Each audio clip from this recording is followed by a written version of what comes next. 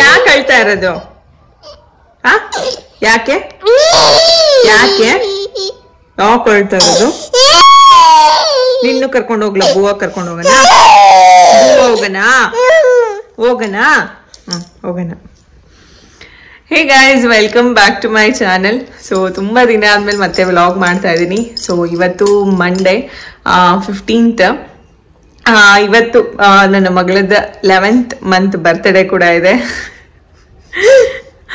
So ಯಾಕೆ ಅಳ್ತಾ ಇದ್ದಾಳೆ ಅಂತಂದ್ರೆ, ಹೊರಗೆ ಹೋಗಕ್ಕೆ ರೆಡಿ ಆದೆ. ಸೊ ಕೀ ತಗೊಂಡೆ, ನನ್ನ ಎಲ್ಲಿ ಬಿಟ್ಟು ಹೋಗ್ಬಿಡ್ತಾಳೋ ಅಂತ ಅಳ್ತಾ ಇದ್ದಾಳೆ. ಸೊ ಕೈಯಲ್ಲಿ ಕೀ ಇಸ್ಕೊಂಡು ಹೋಗೋಣ ಅಂತಂದ್ರೆ ಹ್ಞೂ ಅಂತ ಇದ್ದಾಳೆ. ಇವತ್ತು ಬರ್ತೀರಿ ಬಂಗಾರಿ, ಅಳ್ಬಾರ್ದು.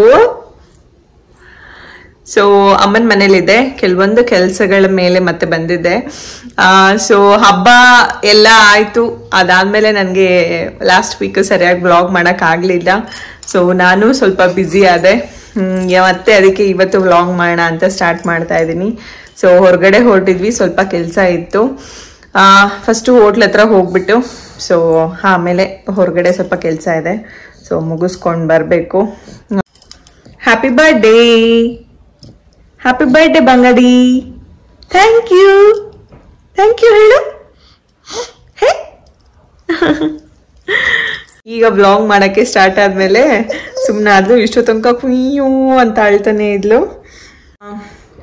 ವಿಡಿಯೋ ನೋಡಿರ್ತೀರಾ. ಸೊ ಲಾಸ್ಟ್ ವ್ಲಾಗ್ಸ್ಗಳಲ್ಲಿ ಈ ಸಲ ಯುಗಾದಿ ಹಬ್ಬ ಊರಲ್ಲಿ ಸೆಲೆಬ್ರೇಷನ್ ಮಾಡಿದ್ದು. ಸೊ ಒಂಥರ ಡಿಫ್ರೆಂಟ್ ಆಗಿ ತುಂಬಾ ಚೆನ್ನಾಗಿತ್ತು, ಎಲ್ಲರೂ ಫ್ಯಾಮಿಲಿ ಒಟ್ಟಿಗೆ. ಯಾರೆಲ್ಲ ಆ ವ್ಲಾಗ್ಸ್ನ ನೋಡಿಲ್ಲ ಅಂದ್ರೆ ನೋಡಿ, ಡಿಸ್ಕ್ರಿಪ್ಷನ್ ಬಾಕ್ಸ್ ಅಲ್ಲೂ ಕೂಡ ಕೊಟ್ಟಿರ್ತೀನಿ, ಚೆಕ್ ಮಾಡಿ. ಸೊ ನಿಮ್ಗೂ ಇಷ್ಟ ಆಗುತ್ತೆ ಆ ವ್ಲಾಗ್ಸ್ಗಳು. ಸೊ ಬನ್ನಿ ಇವತ್ತಿನ ವಿಡಿಯೋ ಸ್ಟಾರ್ಟ್ ಮಾಡೋಣ.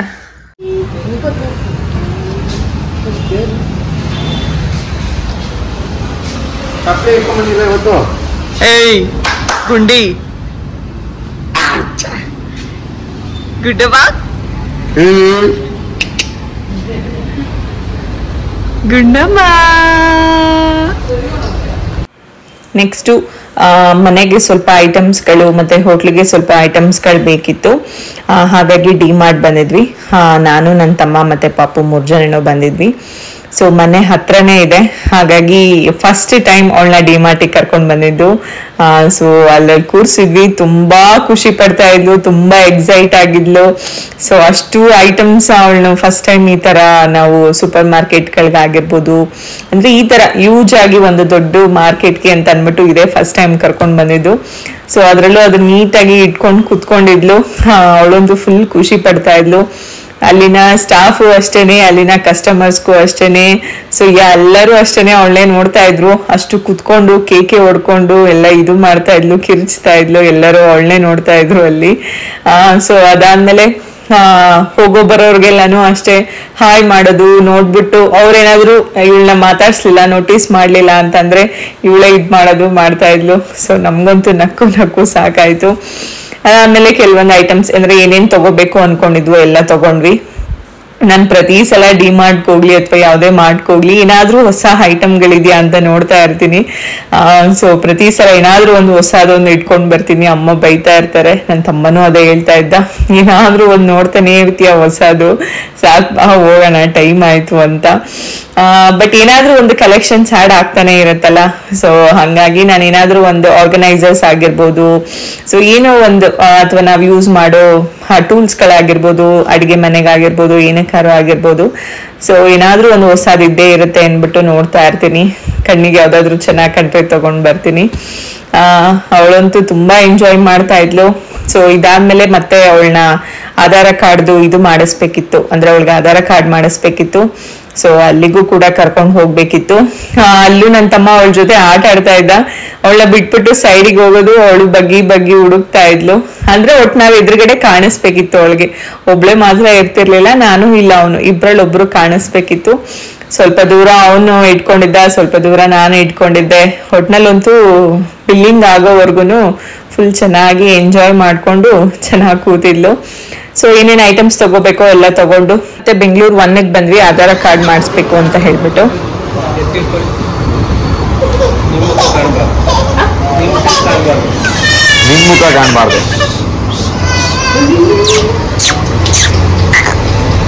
ಅಲ್ಲ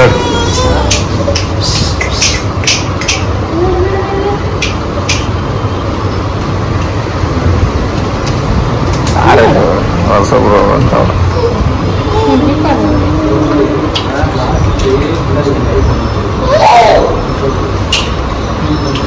ಅಷ್ಟೇ.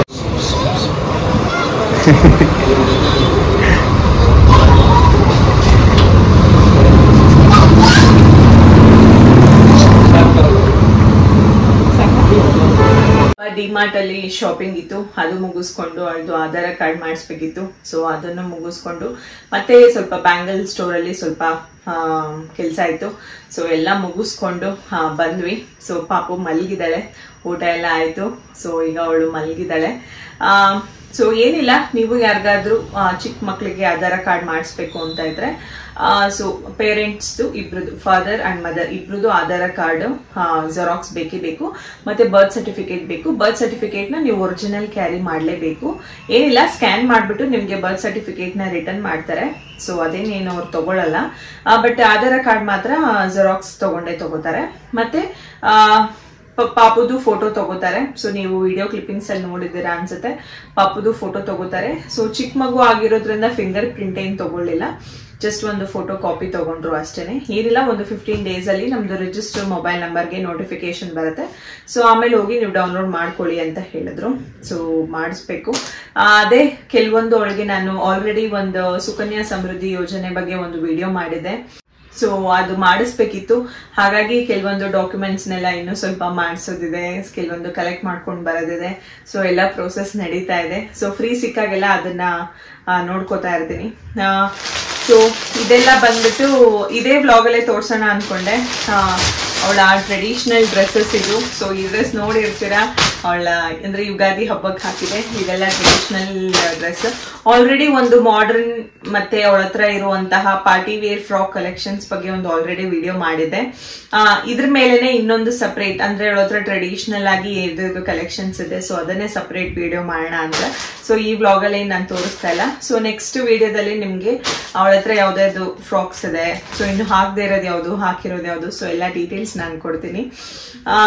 ಬ್ಯಾಂಗಲ್ ಶಾಪ್ಗೆ ಹೋಗಿದ್ದೆ. ಸೊ ಫಸ್ಟ್ ಟೈಮ್ ಒಳ್ಳೆ ಡಿಮಾರ್ಟಿಗೆ ಕರ್ಕೊಂಡು ಹೋಗಿದ್ದು, ತುಂಬಾ ಖುಷಿ ಪಟ್ಲು. ಅದಾದ್ಮೇಲೆ ಬ್ಯಾಂಗಲ್ ಸ್ಟೋರ್ಗೂ ಕರ್ಕೊಂಡು ಹೋಗಿದ್ದೆ. ಅಲ್ಲಿ ಈ ಬ್ಯಾಗ್ ನ ನೇತ್ ಹಾಕಿದ್ರು. ಸೊ ಏನ್ ಮಾಡಿದ್ರು ಬಿಡ್ತಾ ಇಲ್ಲ, ಹಿಡ್ಕೊಂಡು ಇದನ್ನ ಹಿಂಗೆ ನೋಡ್ತಾ ಇದ್ಲು. ಏನ್ ಮಾಡಿದ್ರು ಬಿಡ್ಲಿಲ್ಲ. ಇನ್ನೇನು ಈಗಲೇ ಇಷ್ಟ ಹಠ ಮಾಡ್ತಾ ಇದ್ದಾಳೆ ಐಟಮ್ಗಳು ನೋಡ್ಬಿಟ್ಟು ಅಂದ್ಬಿಟ್ಟು. ಸೊ ಇನ್ನೇನು ಇದನ್ನ ತಗೊಂಡ್ ಬಂದ್ವಿ. ಇನ್ನೊಂದು ಇಂಟ್ರೆಸ್ಟಿಂಗ್ ಐಟಮ್ ಅಂದ್ರೆ ಇದು ಮಕ್ಕಳಿಗೆ ಹಣೆಗೆ ಬಟ್ಟೆ ಇಡ್ತಾರಲ್ಲ. ಸೊ ನಾನು ಇಷ್ಟು ದಿನ ಆಲ್ಮೋಸ್ಟ್ ಅವಳಿಗೆ 11 months ಆಗ್ತಾ ಬಂತು. ಇಷ್ಟು ದಿನ ನಾನು ಈ ತರ ಏನ್ ಯೂಸ್ ಮಾಡಿರ್ಲಿಲ್ಲ. ಬಟ್ ಈಗ ತಗೊಂಡ್ ಬಂದೆ, ನೋಡ ಏನಾದ್ರು ಸ್ವಲ್ಪ ಡಿಸೈನ್ ಆಗಿ ಇಡ್ಬೋದು ಅಂತ ಹೇಳ್ಬಿಟ್ಟು. ಸೊ ಸ್ಟಾರ್ ಇದೆ, ಆಮೇಲೆ ಬಿಂದಿ ಟೈಪ್ ಇದೆ, ಪಿಕಾಕ್ ಇದೆ, ಲೋಟಸ್ ಇದೆ, ಸ್ವಸ್ತಿಕ್ ಇದೆ, ಓಮ್ ಇದೆ, ನಾರ್ಮಲ್ ಬಿಂದಿ ಡಿಸೈನ್ಸ್ ಗಳಿದೆ, ರೌಂಡ್ ಆ ತರ ಫ್ಲವರ್ ಡಿಸೈನ್ ಇದೆ.